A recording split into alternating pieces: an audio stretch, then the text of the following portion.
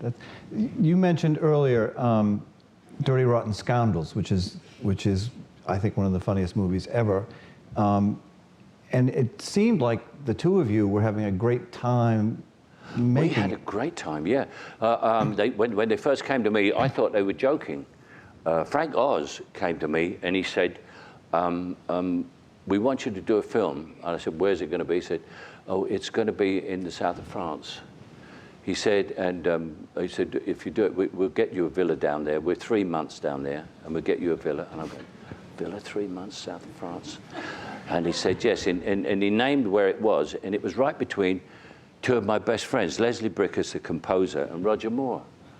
And it was right between the two houses. And I said, oh, that's great. And he said, I'll send you a script. I felt like saying, don't bother. I'll do it anyway. But I did read the script, and I thought it was a riot, and I loved it. And Steve Martin is such a wonderful, wonderful person to work with. He's fabulous. Well, you get the feeling, I mean, the movie is about con men. It's about acting in a way. It's, yeah, con men, yeah. Yeah, and you see the two of you playing off each other's styles. It's, yes. Yeah, the secret of that movie is that he was nuts, and I never played it I was completely serious at all times. And he was very funny. If I'd have tried to be funny, it's not funny, especially in movies.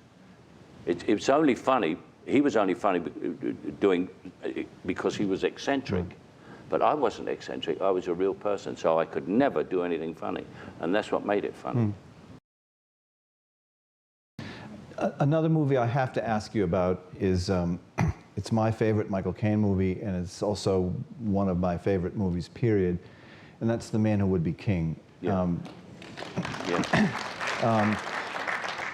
Everything about that movie is extraordinary, it seems to me. And I wonder if you'd talk a little bit about what it was like to make it and what it was like to work with John Huston. It was great. First of all, Christopher Plummer, who played Rudyard Kipling, and Sean Connery and I were all very close friends anyway. To begin with? Before we'd known each other for years, before we ever did the movie. I'd never met John Huston. He was my favorite director.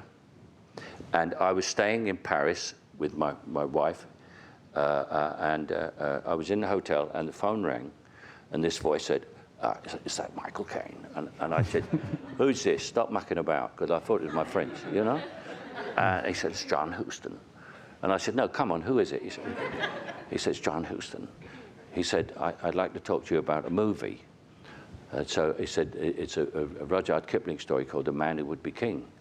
So I said, oh, yes. I said, I'd love to talk to you. He said, well, would you like to, could you come and see me? I said, yes, when would you like? He said, I'm in the bar next door. He said, would you come?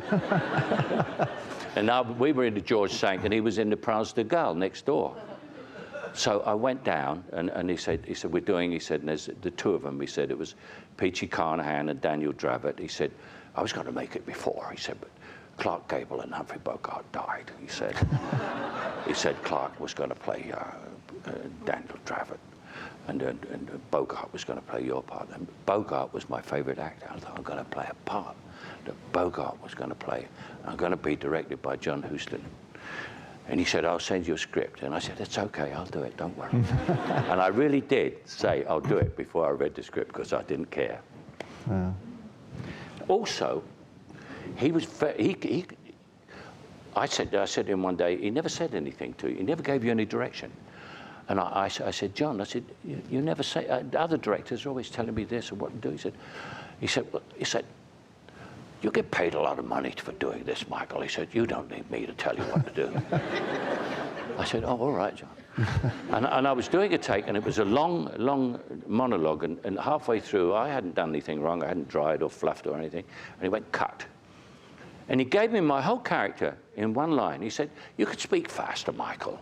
He's an honest man. And I've been very suspicious of people who talk slowly ever since. I'll tell you a funny thing about Alfie. I had a very close friend who was a Frenchman. And Alfie died in France. It was the only place in the world where it died. And I said to this very close friend, French friend of mine, I said, Alfie died in France, you know? He said, I know it did. And I said, why do you think that is? He said, well, no Frenchman could believe that an Englishman could seduce 10 women.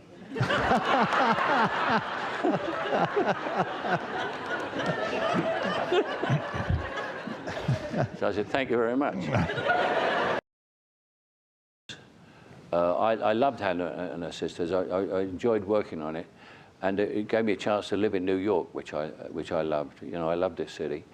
But it was very weird because Woody, at that time, was Mia's lover, and we shot the movie in her apartment. Some of it, that was our apartment, and then we had a scene in bed, and it was her bed. You know, and we were sort of making a bit of love or something, you know, it was a bit intimate. And Woody was directing it, who was her lover. And I looked up, and I was just going to kiss her, and over her shoulder, I could see her ex-husband, Andre Previn, looking at me. And he had come to see the kids.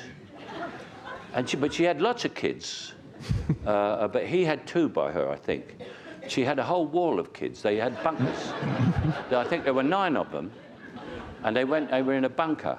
They all climbed up in bunkers, going up the wall. And I had lines in the script like I'd say, I hate kids, and I don't like the country either, you know. And when we were rehearsing, she said to me, "There's a lot of lines like this in this picture." I said, "What?" She said, "Woody's telling me things through you."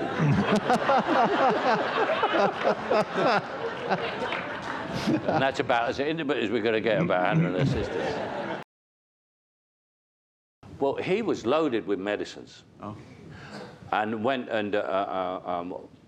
of them was Valium. And when we started to rehearse, he couldn't remember the lines. And I thought, Laurence Olivier, you know, he did 3.5-hour plays, and he can't remember the lines. And it was because of Valium, and he stopped taking them. But he had other medicines, but then he could remember the lines. He was also having a nervous breakdown because he'd just been fired from the National. Mm. Yeah.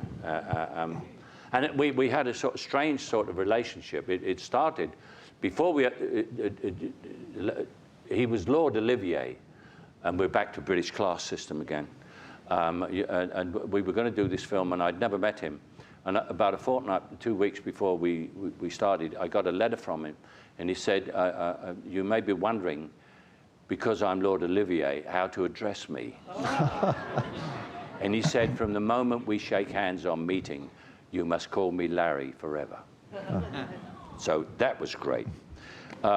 We got to working, and he was very funny because I had a television in my dressing room, and I was watching Wimbledon. I love tennis. And it was the year Yvonne Goolagong won. That was the year she won. And I was watching tennis, and he came by my dressing room, and he went, "You're watching television?"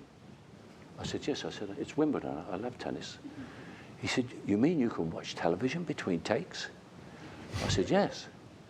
He said, "I don't think I could do that." He said, "I work between takes. I'm always thinking about the part between takes." I said, "Well, I've already thought about the part."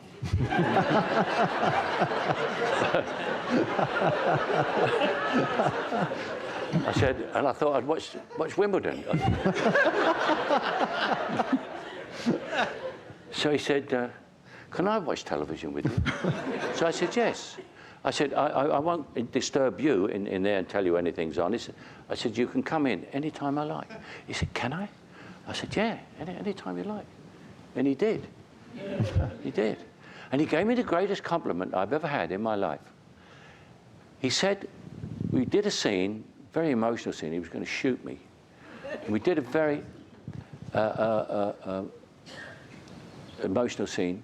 And at the end of it, he looked at me. He said, "You know, Michael," he said, "I thought I had an assistant. I see I have a partner." And I went, "That is the greatest thing anyone ever said."